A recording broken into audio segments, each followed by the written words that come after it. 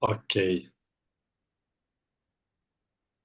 Então, rapidamente, para quem não me conhece, eu sou Felipe, eu trabalho aqui na Florescente.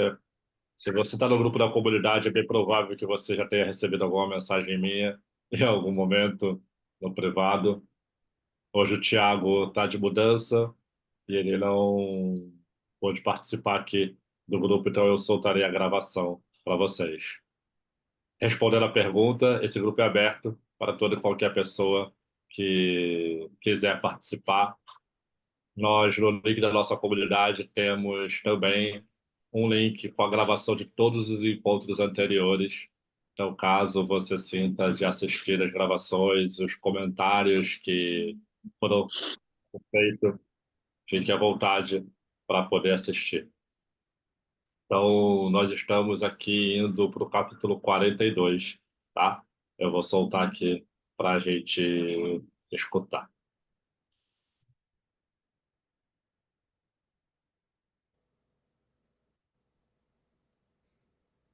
42.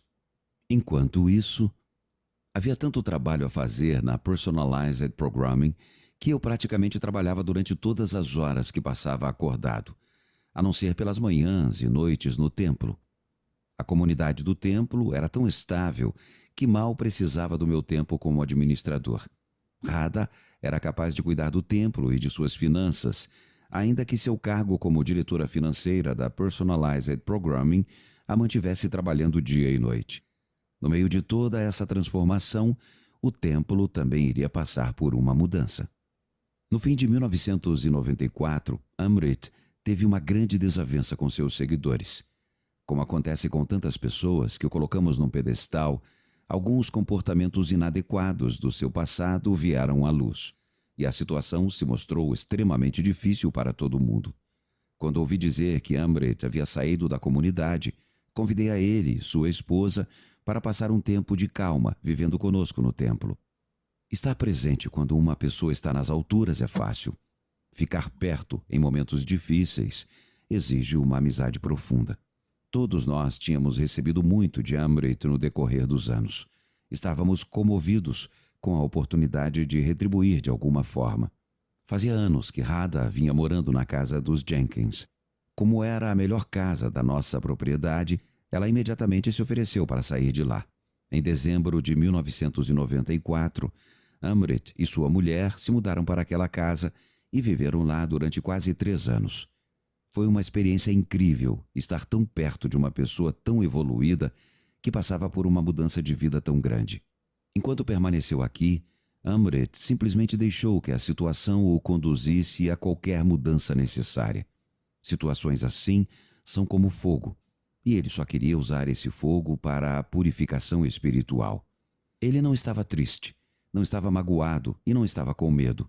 Estava apenas totalmente entregue à experiência. Eu via todo o tempo em Amrit o que sempre via dentro de mim. Quando a situação aperta, não me importa o que seja necessário. Apenas me liberto de mim mesmo. A única oração significativa é para que aquele fogo incandescente seja tão destrutivo para o eu pessoal a ponto de cortar a corda que o prende. Alma com alma, Amrit e eu tínhamos isso em comum: a libertação a qualquer custo. Não me isolei do que Amrit estava passando. Queria compartilhar a experiência de explorar como seria por dentro se tudo do lado de fora fosse retirado. Lembrei-me da sabedoria do rei Salomão. Tudo tem seu tempo, e há tempo para todo o propósito debaixo do céu. Eu tinha me sentido honrado por conhecer Amrit como um mestre mundialmente famoso. Agora me sentia mais honrado ainda por estar perto quando ele passava por um período de grande escuridão. Ou melhor, quando um período de grande escuridão passava por ele. Ele jamais reclamava e jamais ficava deprimido ou desanimado. Passava cada dia entregando-se num nível cada vez mais profundo. A realidade era o que era. Seria melhor usá-la para abrir mão do eu pessoal. Como acontece com todas as coisas, com o tempo a energia começou a mudar. O ruído do passado foi sumindo e as oportunidades para o futuro começaram a se abrir. Um dia, Amrit me pediu para ir de carro com ele, ver um lugar que ele havia encontrado na Floresta Nacional de Ocala. Era numa cidade muito pequena, a menos de 1h30 ao sul do templo. Não pude acreditar quando vi o local. Era uma casa gigantesca, absolutamente linda, à beira de um lago estupendo. E além disso, havia 5 ou 6 chalés na propriedade. Era um lar perfeito para ele e sua família. Em todos os lugares por onde andava, eu sentia a Amrit. Fazia anos que nos conhecíamos e eu entendia seu gosto. Não seria possível construir uma casa especificamente para ele que fosse mais perfeita do que aquele lugar. Precisei controlar as lágrimas quando percebi. Era o fim. O período de escuridão havia passado. Encorajei-o a comprar a propriedade se ele pudesse pagar. Então ele me disse o preço. Não pude acreditar nos meus ouvidos. Era a barganha do século. Aprendi muito sobre entrega com Amrit durante todo esse período difícil. O que vi foi que, não importa quem nós somos, a vida vai nos fazer passar pelas mudanças que precisamos enfrentar. A questão é, estamos dispostos a usar essa força para a nossa transformação? Eu vi que nem mesmo as situações muito intensas precisam deixar cicatrizes psicológicas se estivermos dispostos a processar nossas mudanças no nível mais profundo. Meu experimento de entrega já havia me ensinado a honrar profundamente a força transformadora da vida. Ter compartilhado aquele tempo com Amrit seria mais importante do que eu imaginava, porque a vida que eu conhecia estava, mais uma vez, prestes a sofrer uma mudança grande e inesperada.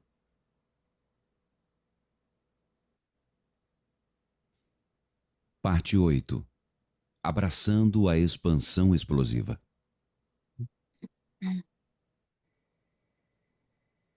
43.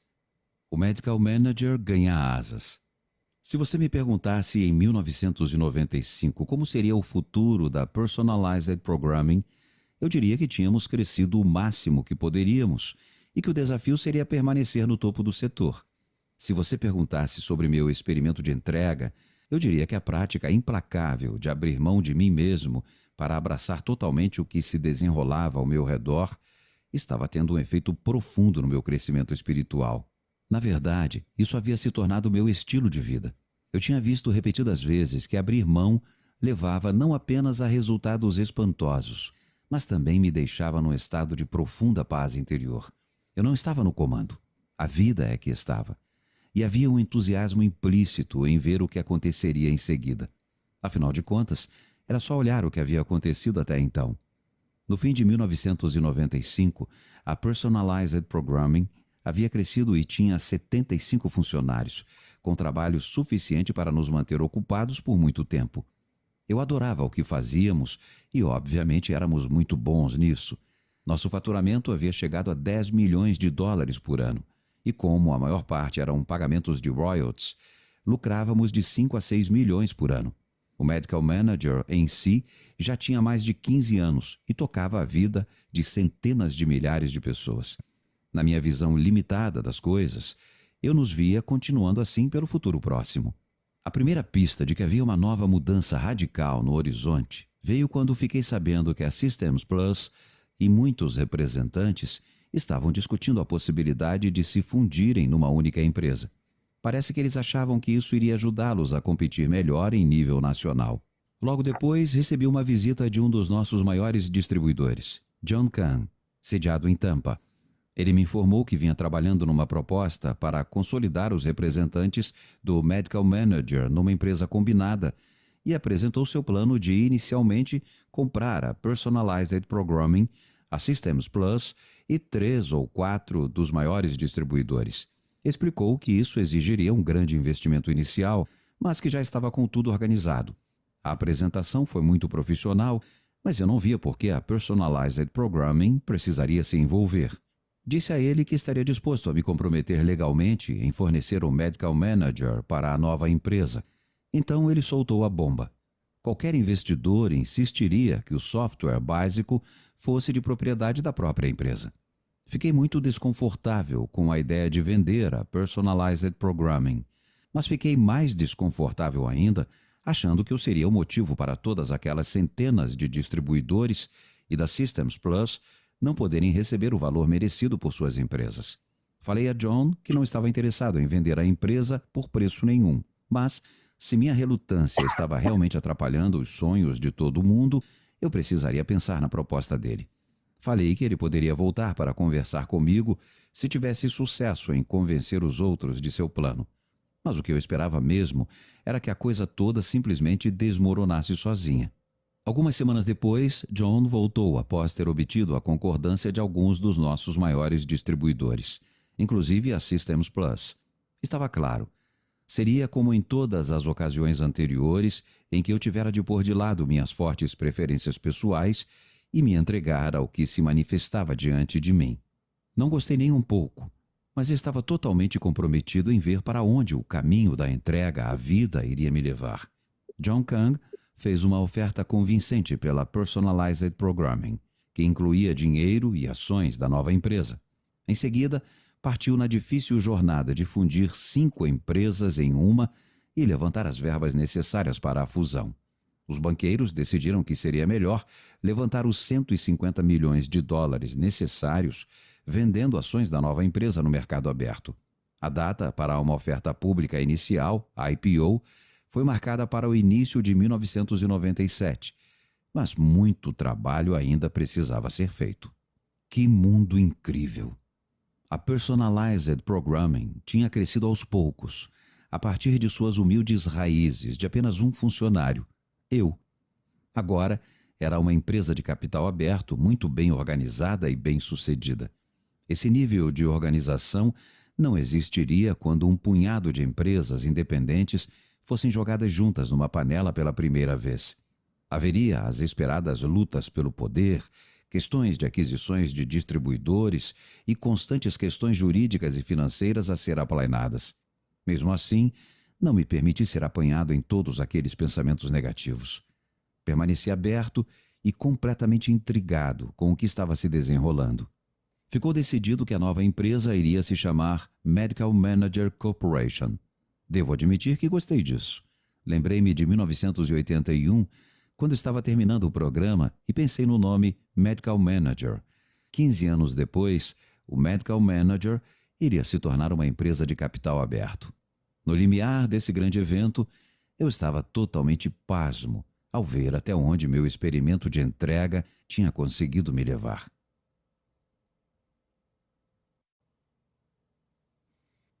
44. Medical Manager Corporation, MMGR. Quando a poeira baixou, eu seria o diretor executivo, CEO, John Kang, o presidente, e Rick Call, o diretor jurídico. A sede da corporação seria estabelecida em Tampa, nas instalações de John Kang, e Rick Call e eu trabalharíamos nos escritórios em Alachua. A empresa negociaria ações na Nasdaq com a sigla MMGR. Enquanto nos aproximávamos do final de 1996, o quadro de advogados e banqueiros estava terminando a papelada para a fusão das empresas e, simultaneamente, a IPO. Lembro que aquela foi uma época interessante para mim no que dizia respeito ao meu relacionamento com meu pai. Meu pai tinha sido corretor de valores durante a maior parte da vida e trabalhava na Merrill Lynch havia mais de 30 anos. Seu filho único tinha largado a pós-graduação em administração para viver na floresta e meditar. Jamais saí da floresta. E de repente eu estava no mundo do meu pai. Ele ficava dizendo que simplesmente não conseguia acreditar que a Morgan Stanley, uma das principais casas de corretagem do mundo, estivesse interessada na minha empresa. Além disso, ficou surpreso ao descobrir que o analista de serviços de saúde da Merrill Lynch vinha monitorando de perto nossa transação que aconteceria em breve. Ele ficou muito interessado em saber que a minha empresa ia abrir o capital e nós nos falamos mais durante esse período do que nos 20 anos anteriores. Faz sentido. Agora tínhamos algo em comum para conversar. Fiquei comovido com essa oportunidade de me aproximar do meu pai. Enxerguei isso como apenas mais um milagre da minha entrega ao fluxo da vida. Meu pai morreu pouco tempo depois, mas você pode ter certeza de que ele gostou de poder compartilhar com o filho tudo o que havia aprendido ao longo da vida em relação a se tornar uma empresa de capital aberto, ao setor de atendimento de saúde e a Wall Street em geral. Apesar da sequência espantosa de acontecimentos que levaram até esse ponto, nada poderia ter me preparado para o que aconteceu em seguida.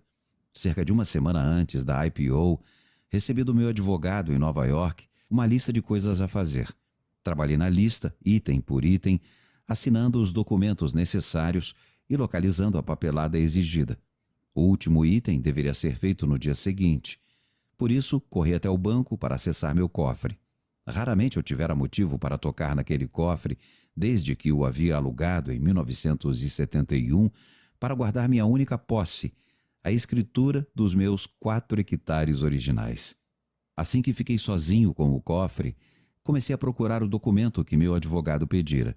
Não havia muita coisa no cofre, mas o que havia teve o efeito de uma máquina do tempo.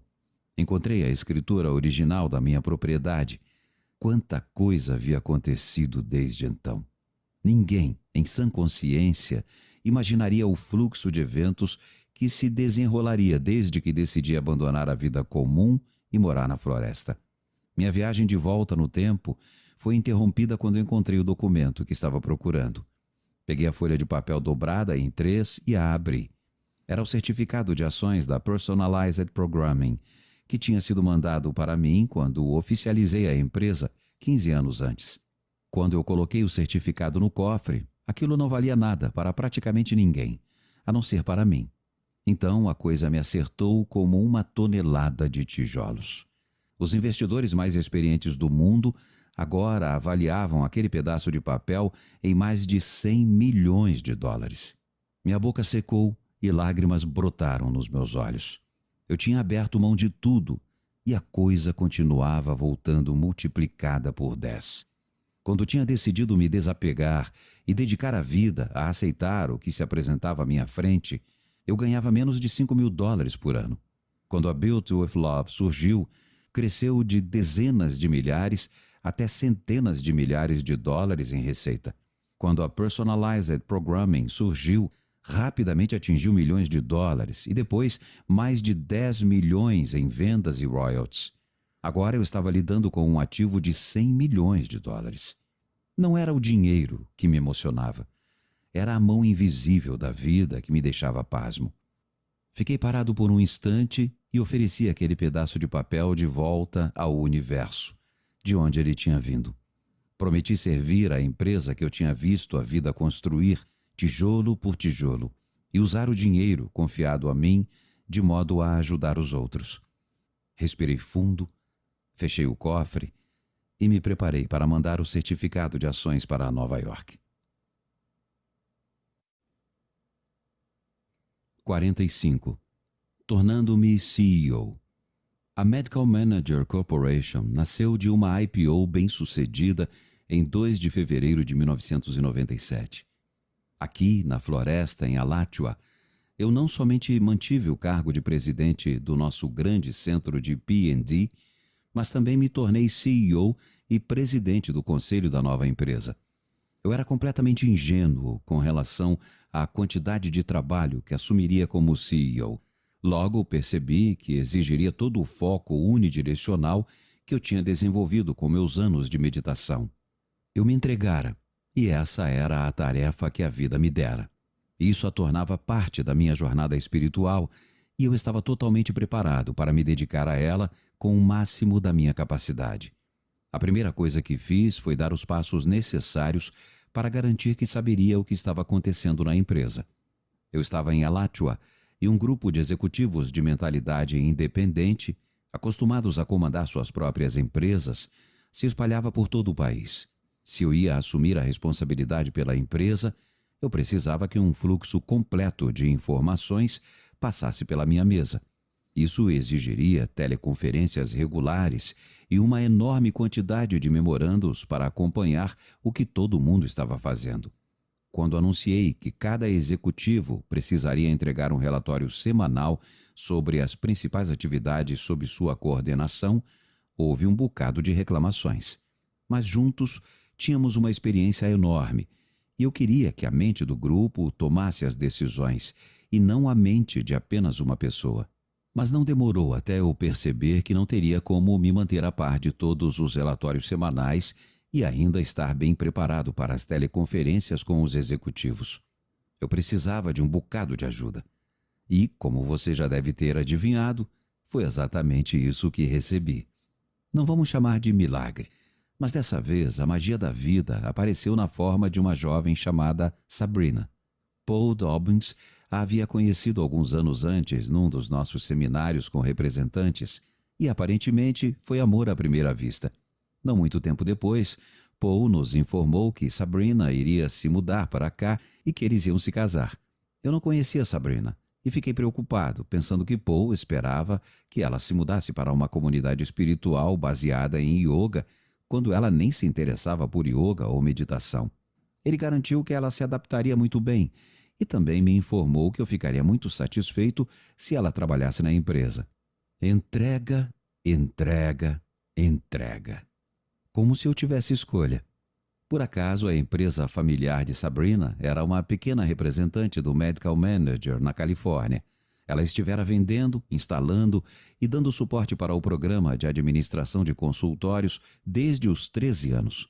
Apesar de ter apenas 22 quando começou a trabalhar na Personalized Programming e não ter feito faculdade, logo descobri que a análise de negócios em nível executivo era algo completamente natural para ela. Embora não tivesse experiência anterior nesse nível, Sabrina foi a pessoa que procurei para me dar ajuda quando me tornei CEO. Com Sabrina ao lado, uma das minhas principais responsabilidades como CEO era fazer a empresa crescer. Felizmente, aquela não era uma empresa comum. As perspectivas de crescimento para a recém-criada Medical Manager Corporation eram fenomenais. Para começo de conversa, nosso crescimento viria naturalmente à medida que adquiríssemos nossos representantes. Tínhamos quase 200, muitos dos quais seriam aquisições muito boas. Contanto que tivéssemos um fluxo constante de novos representantes se fundindo à empresa, tínhamos uma fonte natural de crescimento. Mas, para mim, muito mais interessante era o crescimento tremendo que resultaria da capacidade de conectar eletronicamente nosso enorme número de médicos com o restante do setor de saúde, inclusive companhias de seguros, laboratórios e farmácias. Assim que juntássemos o apoio aos nossos consultórios sob um único teto, poderíamos proporcionar um nível de automação para o sistema de saúde que não somente cortaria custos, mas também resultaria em maior eficiência e melhor atendimento ao paciente. Sentei-me com Sabrina e disse a ela que nossa primeira iniciativa corporativa seria implementar cobranças e outras transações de serviço de saúde totalmente eletrônicas para nossos mais de 100 mil médicos. Então informei que ela ficaria encarregada disso. Esse foi o nascimento do que chamamos de Medical Manager Network Services. O sucesso desse empreendimento, em tantos níveis, foi praticamente incompreensível. Começou como uma visão inspirada e cresceu até uma linha de negócios de 100 milhões de dólares por ano. Num período muito curto, nos tornamos líderes do setor em transações eletrônicas. Nos 2 anos seguintes, a empresa cresceu aos saltos. Continuamos adquirindo mais e mais representantes e nossa presença em todo o país significava que podíamos fornecer nossos serviços a clientes cada vez maiores. Eu nunca havia trabalhado tanto na vida. Mas isso não me deixou esgotado. Na verdade, teve o efeito oposto. Quanto mais eu abria mão do Mickey e simplesmente me comprometia com a tarefa que a vida tinha me dado, mais crescia o fluxo de energia espiritual dentro de mim. Era como se, ao me alinhar com o fluxo externo da vida, o lindo fluxo interno de energia se tornasse naturalmente mais forte.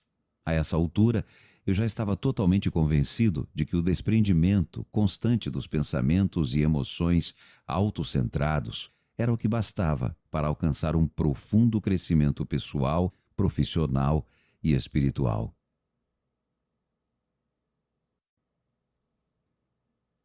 (46) A internet e o serviço de saúde.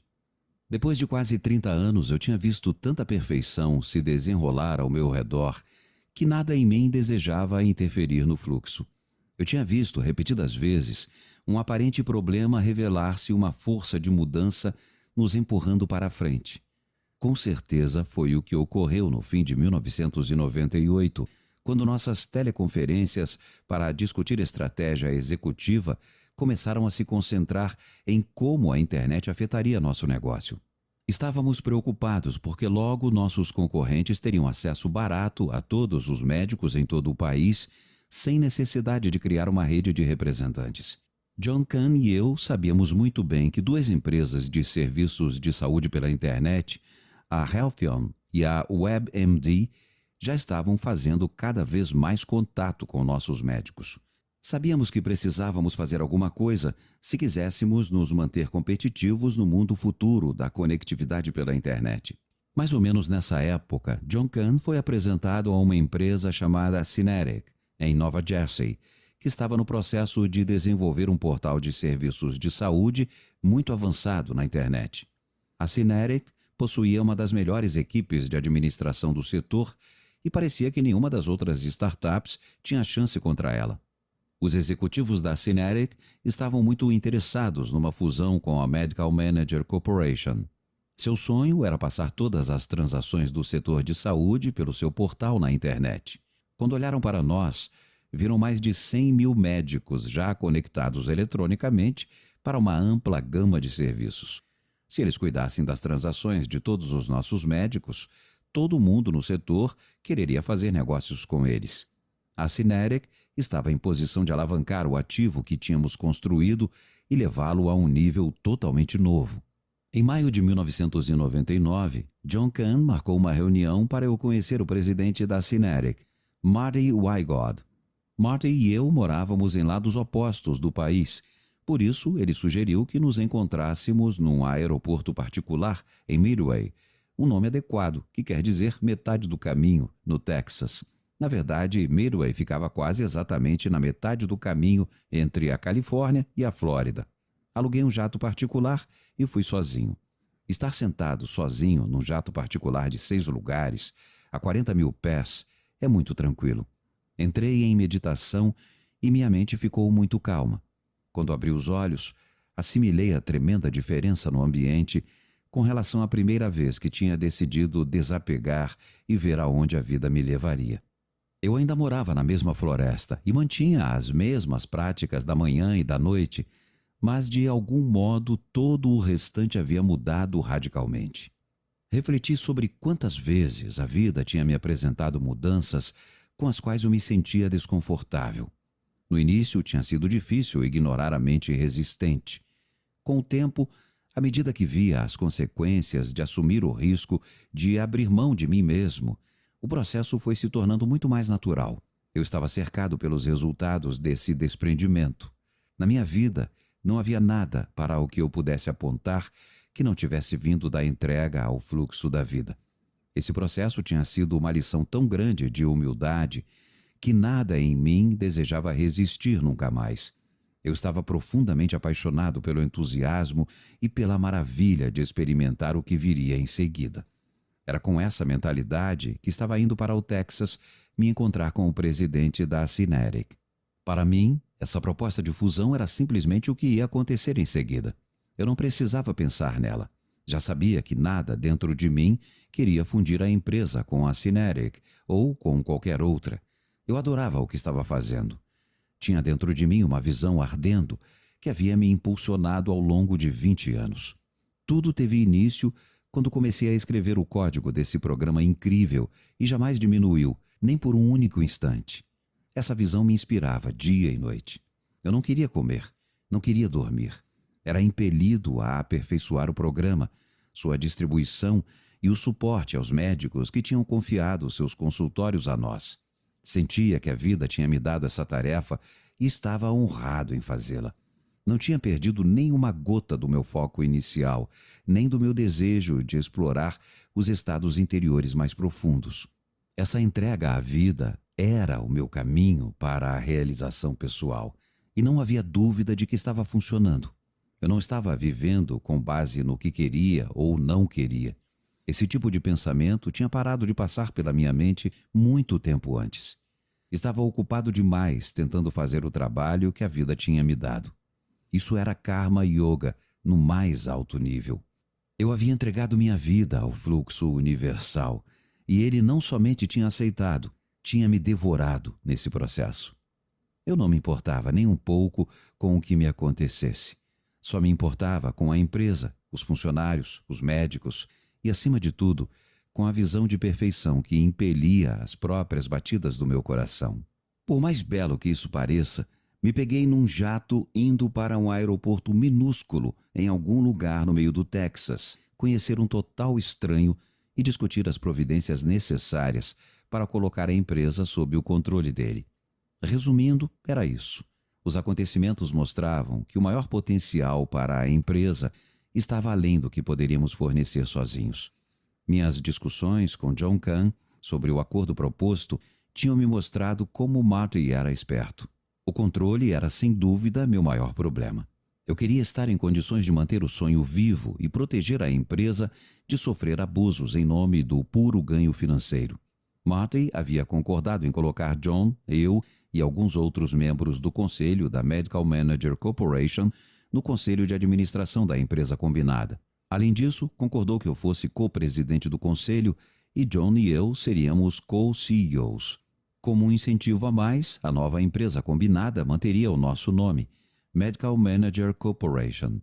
Apesar de ser novato em fusões de empresas de capital aberto, eu era astuto o suficiente para saber o que realmente significava nos conceder esses cargos de alto nível. Significava que Marty confiava tanto em sua posição de autoridade que não se sentia nem um pouco ameaçado ao ceder todo esse poder para pessoas com quem ele não tinha história prévia. De qualquer modo que você analisasse, se o negócio fosse em frente, Marty seria o meu chefe. Isso era mais interessante ainda, já que eu nunca tinha tido um chefe e estava com 52 anos. Tinha pesquisado tudo o que podia sobre Marty. Ele era um empreendedor bilionário, cujo passatempo era criar cavalos de corrida puro sangue. Tinha crescido em Wall Street, comprando e vendendo empresas, e também havia criado organizações muito bem-sucedidas a partir do zero, inclusive a Medcal, que ele tinha vendido para a farmacêutica Merck por 6 bilhões de dólares. Mais importante, ele era tremendamente respeitado nos altos escalões dos negócios. Mais de um artigo a seu respeito usava livremente a palavra gênio. Marty havia feito uma oferta de 1,3 bilhão pela Medical Manager Corporation. Nosso conselho administrativo estava inclinado a favor do acordo. Eu tinha quase certeza de que todos os vetores fluíam nessa direção, motivo pelo qual estava indo para esse encontro. O que não sabia era como seria a vida naquele ambiente corporativo maior. Percebi que jamais poderia saber antecipadamente e estava pronto para me entregar mais uma vez ao fluxo da vida. A partir de um ponto de vista pessoal, eu estava muito mais interessado em ver como Marty se sairia comigo do que como eu me sairia com ele. Eu era um yogi de rabo de cavalo que não usava terno, e Marty certamente era um empresário mais tradicional. Será que a coisa iria funcionar? Marty veio no seu jato, com uma pessoa da sua área de desenvolvimento de negócios. A reunião durou apenas algumas horas e tudo correu bem, como seria de esperar naquelas circunstâncias. Cada um de nós já havia passado tempo suficiente analisando a proposta de fusão, de modo que, quando nos encontramos, as sinergias estavam bastante claras. Achei Marty muito pé no chão e acessível. Ele era profissional, e eu realmente gostei disso. Fiz questão de discutir, ou mais exatamente, revelar a existência do templo e meu compromisso com a meditação e meu estilo de vida alternativo. Sabia que não iria abrir mão de nada disso. Portanto, pareceu adequado alertar em que ele estava se metendo. Era óbvio que Marty não se incomodava com coisas pequenas. Era uma pessoa voltada para o quadro geral e só se importava com o desenvolvimento corporativo. Não poderia se importar menos com meu estilo de vida pessoal, mas prestou muita atenção quando discuti quanto eu trabalhava duro todo dia. Disse que sua esposa fazia yoga e achei que, sendo da Califórnia, ele devia ter conhecido muita gente como eu. Quando Marty e eu apertamos as mãos e nos separamos, eu nunca poderia saber quanto acabaria aprendendo com aquele homem, tanto pessoal quanto profissionalmente.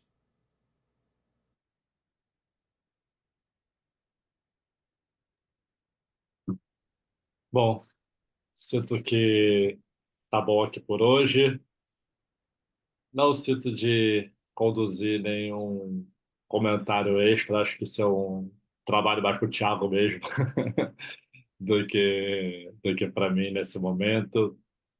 Então, convido a gente a fazer um instante de silêncio para a gente poder fechar por hoje. Semana que vem a gente retorna junto com o Thiago aqui, né? Vamos lá?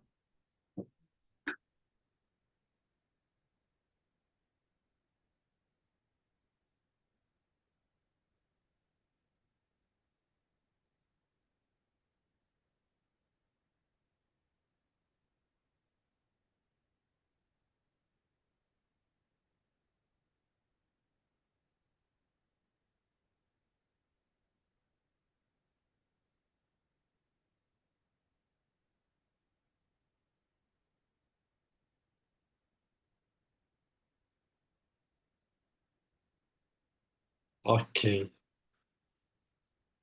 É isso, Ok. pessoal. Uhum. Boa semana a todos e todas. Nos vemos em breve. Tchau, tchau.